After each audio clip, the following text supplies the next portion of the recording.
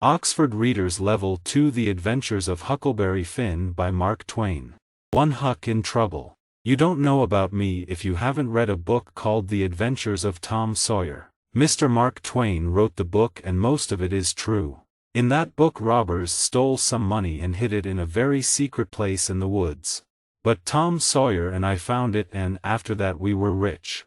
We got $6,000 each, all gold. In those days I never had a home or went to school like Tom and all the other boys in St. Petersburg. Pop was always drunk and he moved around a lot, so he wasn't a very good father. But it didn't matter to me. I slept in the streets or in the woods and I could do what I wanted when I wanted. It was a fine life. When we got all that money, Tom and I were famous for a while. Judge Thatcher, who was an important man in our town, kept my money in the bank for me. And the widow Douglas took me to live in her house and said I could be her son. She was very nice and kind, but it was a hard life because I had to wear new clothes and be good all the time. In the end I put on my old clothes and ran away. But Tom came after me and said that I had to go back, but that I could be in his gang of robbers.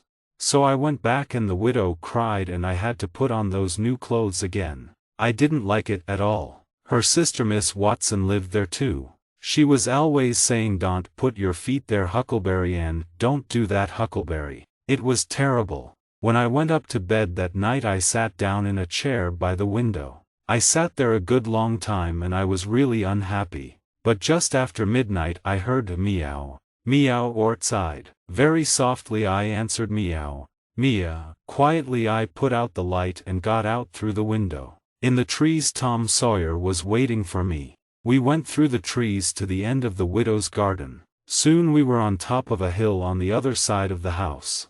Below us we could see the river and the town. One or two lights were still on, but everything was quiet. We went down the hill and found Joe Harper, Ben Rogers and 2 or 3 more of the boys.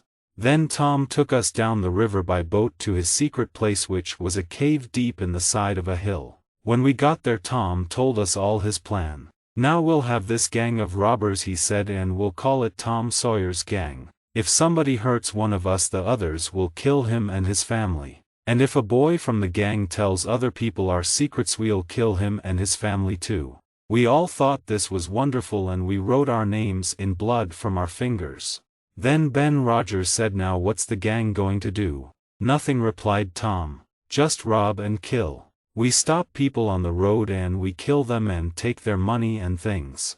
But we can keep a few of the people and then their friends can pay money to get them back. That's what they do in the stories and books." But Ben wasn't happy. "What about women?" he asked. "Do we kill them too?" "Oh no," Tom answered. "We're very nice to them and they all love us and they don't want to go home. Then the cave will be full of women and people waiting and we'll have to watch them all night. We'll all go home now," Tom said, "and we'll meet next week and we'll kill somebody and rob somebody." Ben wanted to begin on Sunday, but the others said no. It was bad to kill and rob on a Sunday. My clothes were very dirty and I was very tired when I got back. Of course the next morning Miss Watson was angry with me because of my dirty clothes, but the widow just looked unhappy. Soon after that we stopped playing robbers because we never robbed people and we never killed them. Asterisk asterisk asterisk. Time went on and winter came. I went to school most of the time and I was learning to read and write a little. It wasn't too bad and the widow was pleased with me. Miss Watson had a slave, an old man called Jim, and he and I were good friends. I often sat talking to Jim, but I still didn't like living in a house and sleeping in a bed. Then one morning there was some new snow on the ground and outside the back garden I could see footprints in the snow. I went out to look at them more carefully. They were Pop's footprints. A minute later I was running down the hill to Judge Thatcher's house. When he opened the door I cried, "Sir, I want you to take all my money. I want to give it to you." He looked surprised. "Why, what's the matter?" "Please, sir, take it. Don't ask me why." In the end he said, "Well, you can sell it to me then." And he gave me $1 and I wrote my name on a piece of paper for him. That night when I went up to my room, Pop was sitting there waiting for me. I saw that the window was open, so that was how he got in.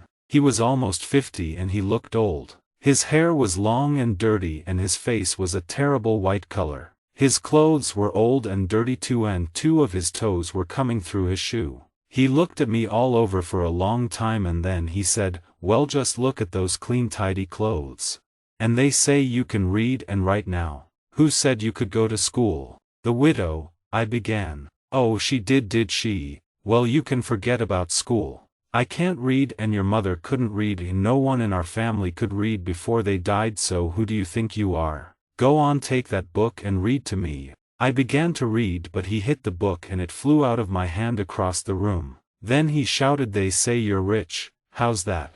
It isn't true. You give me that money. I want it. Get it for me tomorrow." "I haven't got any money. Ask Judge Thatcher. He'll tell you." "I haven't got any money."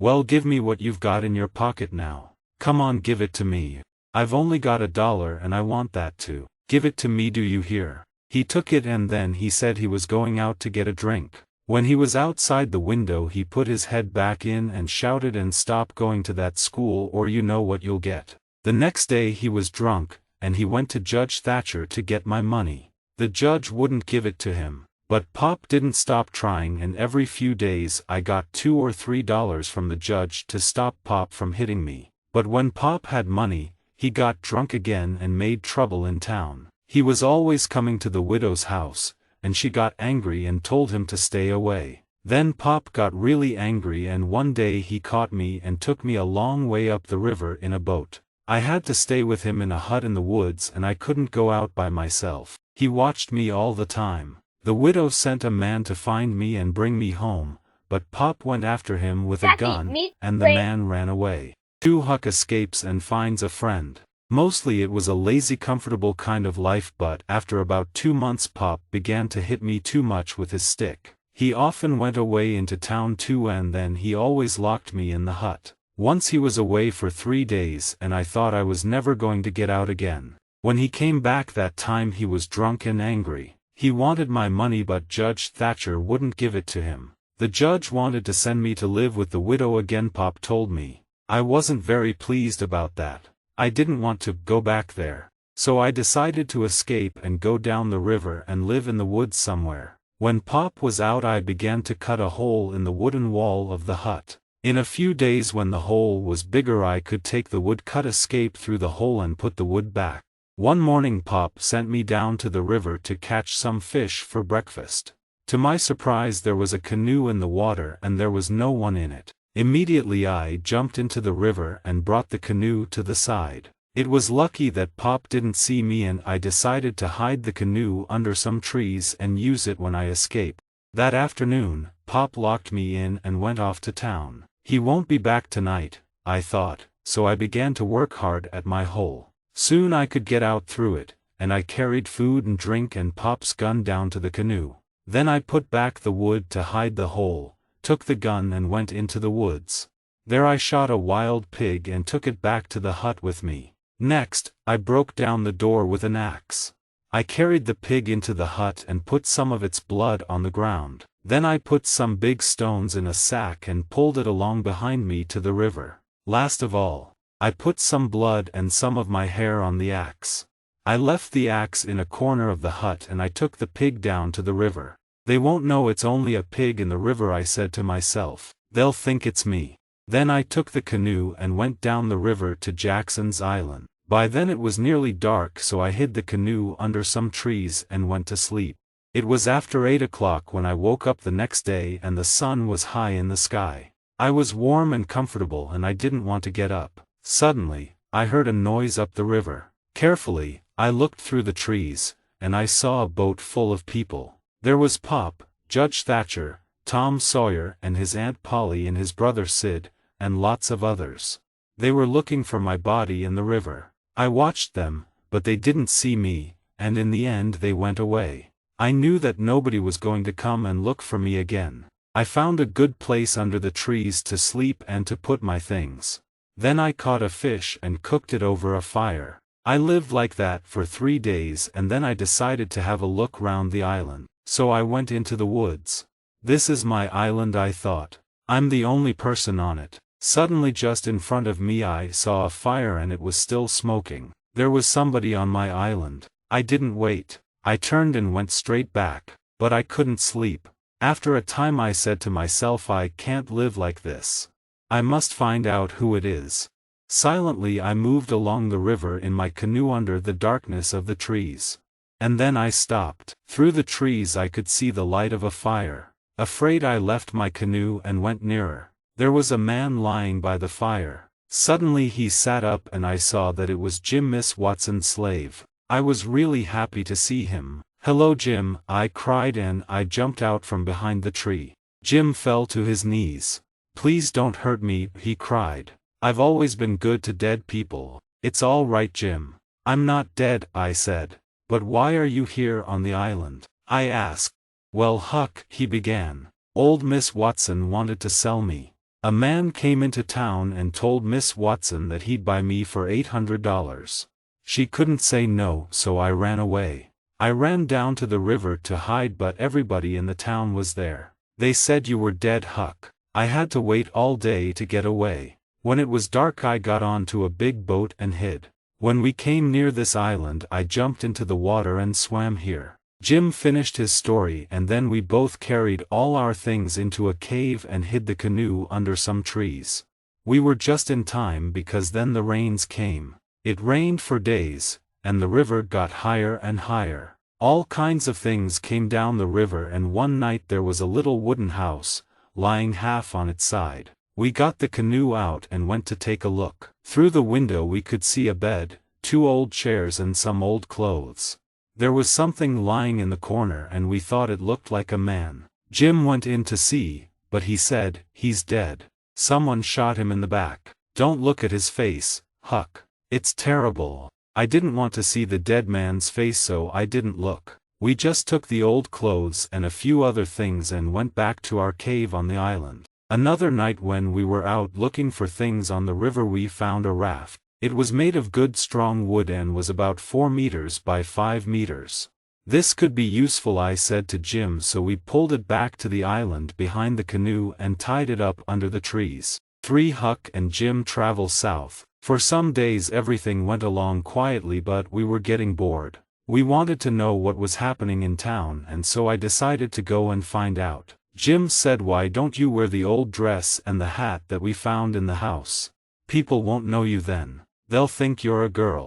And so I did. Just after it was dark I got into the canoe and went up the river to the bottom of the town. There I left the canoe and went on foot. Before long I came to a little house which was always empty. Now there was a light on, and when I looked through the window I saw a woman of about 40. She was a stranger, and that was good because she didn't know me. So I knocked on the door. "I must remember that I'm a girl," I said to myself. The woman opened the door. "Come in," she said. She looked at me with her little bright eyes. "What's your name?" she asked. "Sarah Williams," I replied. "I'm going to see my uncle on the other side of town. My mother's ill, you see, and she needs help." "Well, you can't go there by yourself now. It's too dark. My husband will be home in about an hour. Wait for him and he'll walk with you." And then she began to tell me about all her troubles. I was getting bored with all this until she said something about Pop and my murder. "Who did it?" I asked. "Well," she replied, "some people say old Finn did it himself. Other people think it was a slave who ran away that night. His name was Jim. They'll give $300 to anybody who finds him, and they'll give $200 for old Finn. He got drunk and left town with 2 strangers. A lot of people think he killed his boy, and he's going to come back one day and get all Huck Finn's money." "And what about the slave?" I asked. "Oh, they'll soon catch him. People want the $300. I think he's on Jackson's Island, you know. I've seen smoke there. My husband's gone to get 2 of his friends, and they're going over there with a gun later tonight." When I heard this my hands began to shake. The woman looked at me strangely, but then she smiled and said kindly, "What did you say your name was?" "Mary Williams." "Oh," she said, "I thought it was Sarah." Well, yes it is. Sarah Mary Williams. Some people call me Sarah and some people call me Mary, you see." "Oh, do they?" She smiled again. "Come on now, what's your real name?" "Bill, Bob." "I know you're not really a girl." So then I had to tell her another story with a different name, and I said I was running away. She said she wouldn't tell anybody and gave me some food before I left. I hurried back to the island and Jim. "Quick, Jim!" I cried, waking him up. "They're coming to get us." We got out the raft as fast as we could, put all our things on it, tied the canoe on behind and moved off down the river. When it began to get light we hid. When it was dark again we traveled on. On the 5th night we passed St. Louis and we decided to go on down to Cairo in Illinois, sell the raft there and get a boat to Ohio. There are no slaves in Ohio. We slept for most of that day and we began our journey again when it was dark. After some time we saw lights on the Illinois side of the river and Jim got very excited. He thought it was Cairo. Jim got the canoe ready and I went off in it to take a look at those lights. But it wasn't Cairo. After that we went on down the river. It was very dark that night and it wasn't easy to see where we were going. Suddenly a big steamboat came at us very fast and the next minute it was right over us. Jim and I jumped off the raft into the water. The boat hit the raft and went on up the river. When I came up out of the water I couldn't see Jim anywhere. I called out his name again and again but there was no answer. He's dead, I thought. Slowly I swam to the side of the river and got out. I saw that I was near a big old wooden house. Suddenly a lot of very angry dogs jumped out at me. They made a terrible noise and someone called from the house, "Who's there?" "George Jackson," I answered quickly. "I've fallen off a river boat." Well, the people who lived in that house were very kind and they took me in and gave me some new clothes and a good meal. I told them that my family were all dead, so they said I could stay with them as long as I wanted. It was a beautiful house and the food was good there, so I stayed. A few days later one of the slaves in the house came to me and said, "Come with me." Together we went down to some trees by the river. "In there," he said, and went away. On the ground I found a man asleep. It was Jim. I was really pleased to see him. When the steamboat hit the raft, Jim told me the raft didn't break up. Jim swam after it and caught it. Then he began to look for me. We decided to leave at once. It's all right living in a house for a little while, but you feel more free and easy and comfortable on a raft. For the Duke and the King. 2 or 3 days and nights went by and nothing much happened. We traveled at night when it was dark and everybody was asleep. We didn't want anyone to see Jim and ask questions about him. Then one morning just after it was light I found a little canoe, so I got into it and went over to the side of the river. I was looking round when suddenly 2 men ran through the trees. "Help!" they cried. "There are men and dogs trying to catch us. But we've done nothing wrong." One of the men was about 70 years old, the other was about 30, and they both had very old dirty clothes. I said they could come with me and we ran quickly back to the canoe. Back on the raft we talked for a time and then the young man said, "My friends, I think I can tell you my secret now. I'm really a duke. My grandfather was the son of the Duke of Bridgewater, but he left England and came to America. When the old duke died, my grandfather's younger brother stole everything and made himself the Duke of Bridgewater. Well, of course we were all very unhappy for our friend the Duke, but he said, 'I'll be happier if you do things for me. Bring me my dinner.' So we did things for him and he liked it. But the old man spoke very little and he looked unhappy too. After a time he said, 'You know, Bridgewater, I too have a secret.' And he began to cry. 'What do you mean?' the Duke asked. 'What's your secret?' And then the old man told us that he was really the first son of the King of France. He asked us all to go down on one knee when we spoke to him. We could call him Your Majesty too. So that was what we did and they were both happy. Of course I knew that they weren't really a duke and a king, but I didn't tell Jim. It's best if everybody is happy when you're living together on a raft. The king and the duke were very interested in Jim. Is he a slave? They wanted to know. Is he running away? I had to tell them something, so I said that Jim belonged to my uncle and was taking me to my family in New Orleans. "Well, we'll travel down river with you then," said the king. "We'll have a fine time together." So the 4 of us went on down the river, but Jim and I didn't like those 2 men. They were always getting drunk and making plans to get money out of people in every town. It's all right to take a chicken or something if you're hungry, but these men were really bad. Jim and I decided to get away from them as soon as we could. It wasn't easy because they wanted to be with us all the time. Then one morning the king went off into a town and told us to wait for him. We waited all morning and he didn't come back, so the Duke and I went into town to look for him. We looked all afternoon and in the end we found him in a bar drunk, and then he and the Duke began to fight about some money. Now we can get away from them, I thought. I turned and ran back to the river. "Quick, Jim," I shouted. "It's time to go." But there was no answer. Jim wasn't there. I ran into the woods crying and shouting Jim's name. But there was still no answer. Just then a boy came along. "Have you seen a slave?" I asked him, and I described Jim. "Why yes," the boy replied. "He's a runaway slave. I heard all about it in town. A family called the Phelpses have got him now." An old man in a bar told Mr. Phelps that there was a runaway slave on a raft down by the river. He said he hadn't got time to take the slave back himself. So Mr. Phelps gave him $40 and they went down and caught the slave this afternoon. The Phelpses are going to take him back to his owner and they'll get $300 for him. I knew those two men were bad. I asked the boy where the Phelpses lived and he said it was a big white house a little way down the river. I began to make plans to get Jim back. First I took the raft and went down to a little island. I hid the raft under the trees and lay down to sleep. Before it was light I went off down the river in the canoe. When I thought I was near the Phelpses' place I stopped, got out of the canoe and went up to the house. Suddenly a lot of dogs ran out. They came from everywhere and they made a terrible noise. A woman about 50 years old ran out of the house with some little children behind her. She was smiling all over her face and she took me by the hands and cried, "It's you at last." I assented. I didn't stop to think.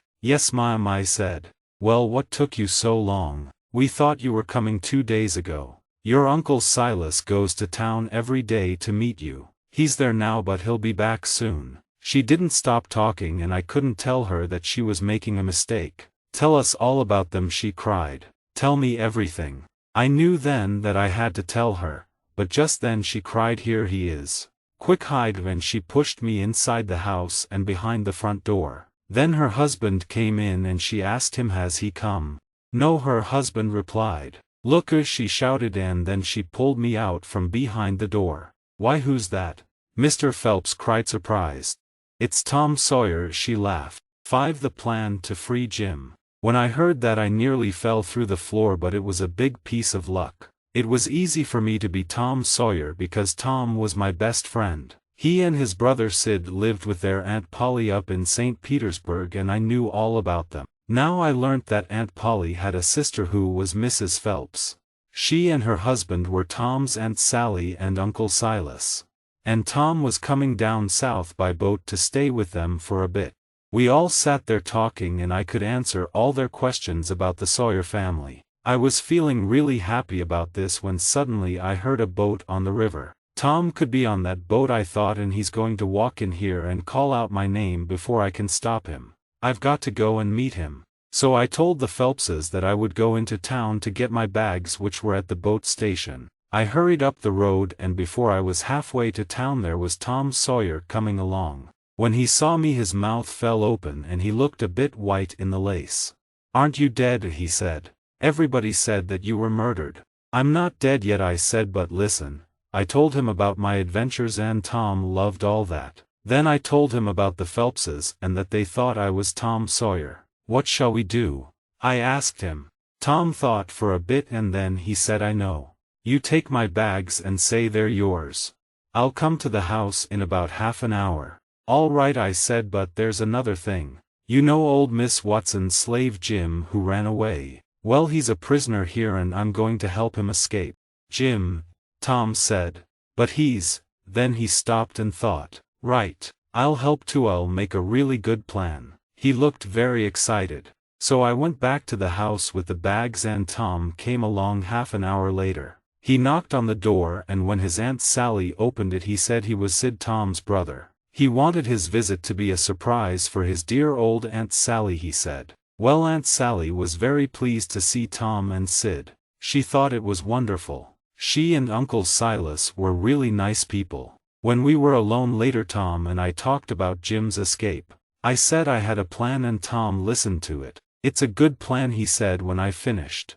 "But it's too easy. It's got to be a real escape, like a real adventure in a story book. So we want something difficult and dangerous. Now listen to this. So he told me his plan. I knew it would be a good one because Tom's plans are always crazy and exciting, and we sure had a lot of fun with that plan. We knew that Jim was locked up in a hut outside the house. Every night we got out through our bedroom window and dug a hole right under the wall of the hut. It took us a week and it was hard work. We talked to Jim secretly and told him about the plan, and he was really pleased. We also wrote secret letters to everybody. Tom said that people always do this in books. We wrote that there was a gang of slave thieves coming up from the south. They wanted to steal Jim and get the $300 from his owner. Well, the Phelpses and their friends got very excited, and on the night of the escape I went into the sitting room and there was a crowd of men in there, all with guns. I ran and told Tom, and he said that this was really good. It's a real adventure now, all right, he said, very excited. Perhaps they'll come after us and shoot and we'll all get killed. Well, there wasn't time to think about it because it all happened so quickly. We got Jim out through the hole under the wall and began to run down to the river. But the men heard us and came after us. They began to shoot, and so we ran as fast as we could to the canoe. We got in it and went over to Spanish Island. My raft was there and our plan was to escape on that and go on down river. Now Jim, I cried, you're a free man. We were all very happy, but Tom was the happiest of all because he had a bullet in his leg. When Jim and I heard that, we weren't so happy. Tom wanted the adventure to go on, but Jim and I said that a doctor must look at Tom's leg. Tom was getting angry about this, but Jim said, "You listen to me, Tom Sawyer. You say I'm a free man now, and perhaps I am. But old Jim is not going to run away and leave one of his friends with a bullet in his leg, so I'm staying right here until a doctor comes." I knew Jim would say that. He was a good true friend, and you can't say that about many people. Well, that was the end of the adventure, really. I went and found a doctor in the town. He was a kind old man and he said he would go over to the island. But Tom's leg got very bad, and the next day the doctor and some other men carried Tom home to the Phelpses' house. They brought Jim too, and they locked him up in the hut again. But the doctor said be kind to him because he didn't run away, and he stayed to help me with the boy. They took Tom up to bed because his leg was really bad, and Aunt Sally sat with him while he slept. I didn't want to answer any questions, so I kept out of everybody's way. When Tom woke up the next day, he felt better. I was in the room and he said to me, "Jim's all right, yes," and I didn't know what to say because Aunt Sally was listening, and before I could stop him, Tom went on. "We did it, Aunt Sally. Me and Tom here. We helped Jim escape." He told her all about the digging and everything, and Aunt Sally's mouth was opening and closing like a fish. Then she got really angry with Tom. "That slave is locked up again and he's going to stay there. And if I catch you again..." Tom suddenly sat up in bed. "You can't do that," he cried. "Jim was old Miss Watson's slave, but she died 2 months ago. Before she died she wrote that she wanted Jim to be free and not a slave anymore. Jim's a free man, not a slave." Well, that was a surprise to me and Aunt Sally. She thought Tom was crazy. "But Sid, why did you help him to escape if he was free already?" she said. "I wanted the adventure, of course," said Tom. "We made a really exciting plan, and, oh my, Aunt Polly." We turned round and there was Tom's Aunt Polly in the doorway. That was the second big surprise. Aunt Sally was really pleased to see her sister and jumped up to put her arms round her. I got under the bed as fast as I could. There was trouble coming for me and Tom, that was for sure. Then Aunt Polly said to Tom, "You always were a terrible boy, Tom Sawyer, and I want to know." "But Polly dear," said Aunt Sally, "this isn't Tom. It's Sid. Tom was here a minute ago." "Where is he?" "Where's Huck Finn, you mean?" replied Aunt Polly. "Come out from under that bed, Huck Finn." So Tom and I had to explain everything. Aunt Polly said that Aunt Sally wrote and told her that Tom and Sid were there. She knew that it wasn't true, so she decided to come and find out what was happening. But she said that it was true about Miss Watson and that Jim was a free man now. We got Jim out of the hut, and Aunt Sally and Uncle Silas were really nice to him. Later Tom, Jim and I had a long talk by ourselves. Tom talked and then he said let's all three of us run away one night and go and have adventures in the wild country down south. It sounded like a good plan to me. The only thing is, I said, I haven't got any money to buy the right clothes and things. All my money back in St. Petersburg will be in Pop's pockets by now. No, said Tom. Your money's all there. Your Pop never came back. No, and he won't come back, Huck Jim said. You remember that dead man on the river when I said, don't look at his face? Well, that was your Pop. You can get your money when you want. Tom's leg is almost better now and I haven't got any more to write about. I'm really pleased about that because it was very difficult to write a book and I won't do it again. But I think I'm going to have to run away before the others because Aunt Sally wants me to live with her. I'll have to sleep in a bed and wear clean clothes and learn to be good, and I can't do that again. I've done it once already. The end. Yours truly, Huck Finn.